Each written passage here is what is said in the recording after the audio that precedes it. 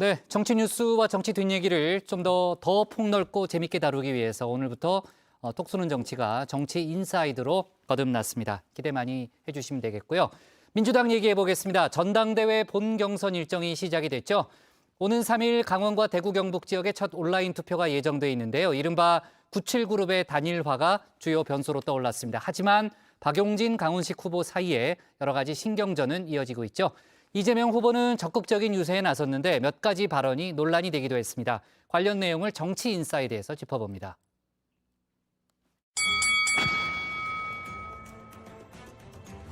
거기야말로 내부 총질이야 지금.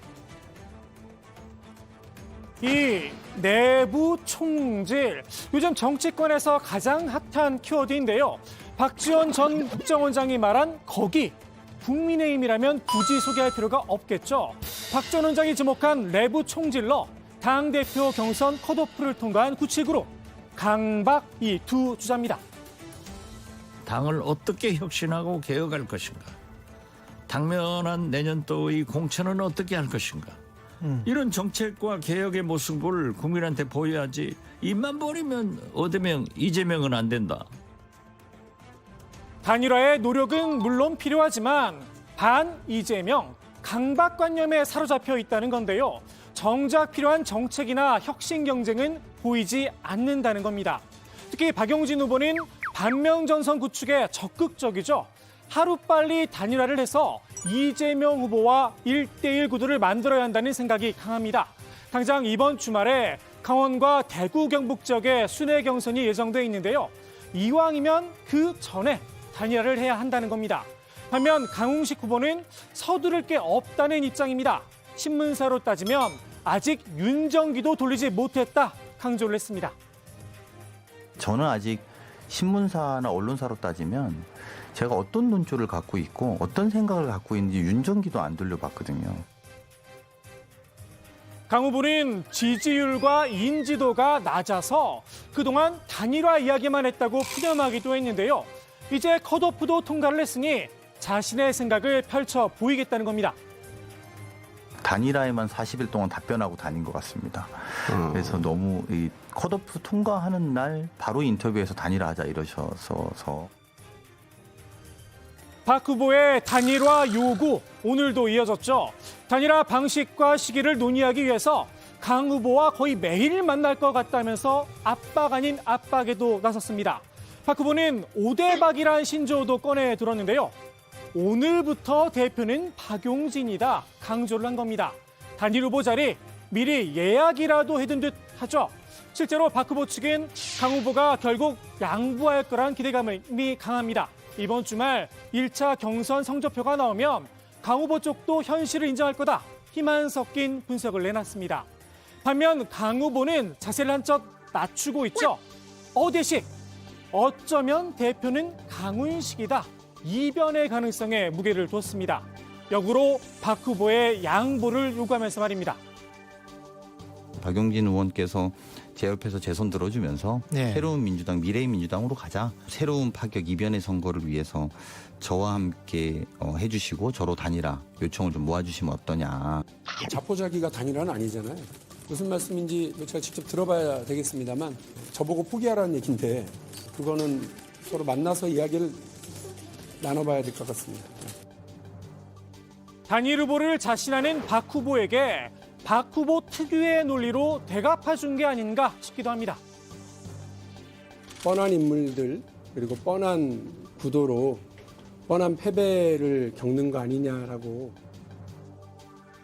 이젠 어대명을 넘어 확대명, 확실히 대표는 이재명이란 말까지 나오고 있죠. 97그룹 단일화, 과연 판을 흔들 변수가 될 수 있을까요?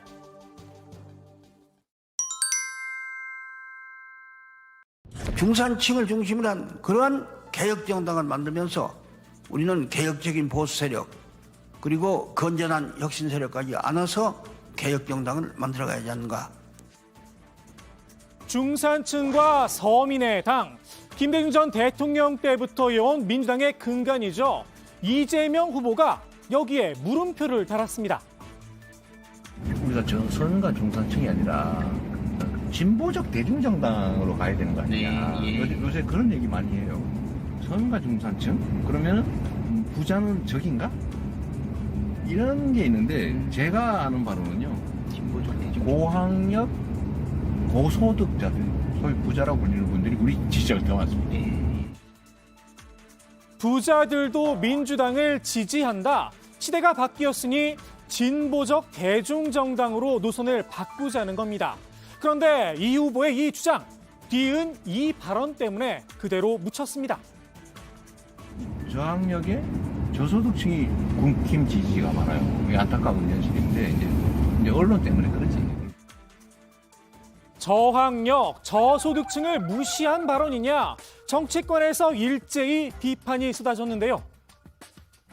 뭘 모르는 시민들이 언론의 선동에 넘어가 표를 던졌다는 식으로 자신의 패배를 시민과 언론 탓으로 돌렸습니다. 자신만이 옳고 오히려 시민과 언론 탓에 나쁜 나라가 되었다는 것은 민주 정치의 지도자가 가져야 할 인식은 아닙니다. 팩트도 틀렸다. 본인의 경험에 빗댄 반론도 제기가 됐습니다. 분당은 좀 잘 사시는 분 중산층 이상이 사시고요. 예.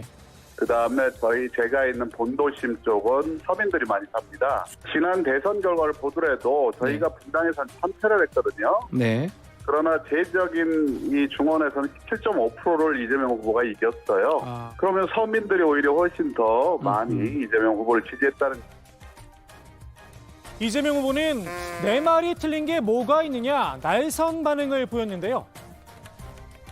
자신에게 피해를 끼치는 반서민 정당인 국민의힘을 지지하는 게 안타깝다.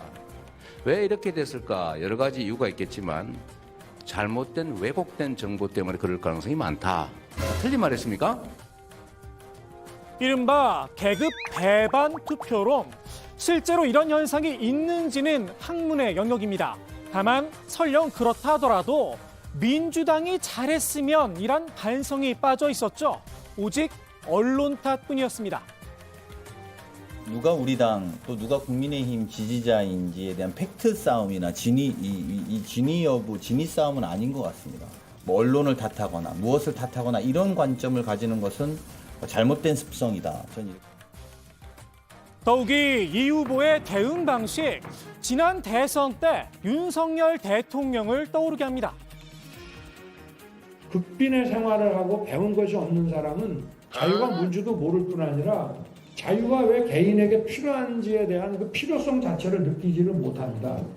윤석열 후보의 그 빈곤에 대한 철학, 그러니까 빈곤의 철학이 이 철학의 빈곤을 그대로 드러냈습니다.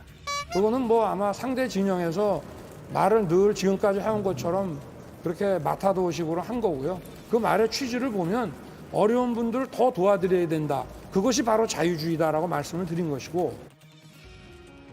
다소 신중하지 못한 발언이었다. 인정하면 될 일인데 말입니다. 다만 이 후보가 당의 노선을 어디로 가져갈 거냐, 화두를 던진 점만은 평가할 만하죠. 서민과 중산층의 당이냐, 대중적 진보 정당이냐, 당의 노선을 놓고 논쟁이 불가피해 보입니다. 저는 부자를 배제할 필요가 없다. 그러니까 요즘 이제 공화주의, 민주주의를 넘어 공화주의로 이런 얘기도 많아요. 함께 조화롭게 살아야 된다. 그런 측면에서 보면 좀 세금 많이 내는 부자들을 존중하는 사회가 되야 되지 않냐. 중산층과 서민의 정당이라는 건 이미 김대중 정부 이후부터 우리 당의 근간이고 정체성이었습니다. 이 부분들에 대해서 흔드는 어떤 논의를 시작한다면 아마 당내 큰 파장이 불가피하다. 저는 그렇게 생각합니다. DJ 정신의 계승과 답습은 구분을 해야겠죠.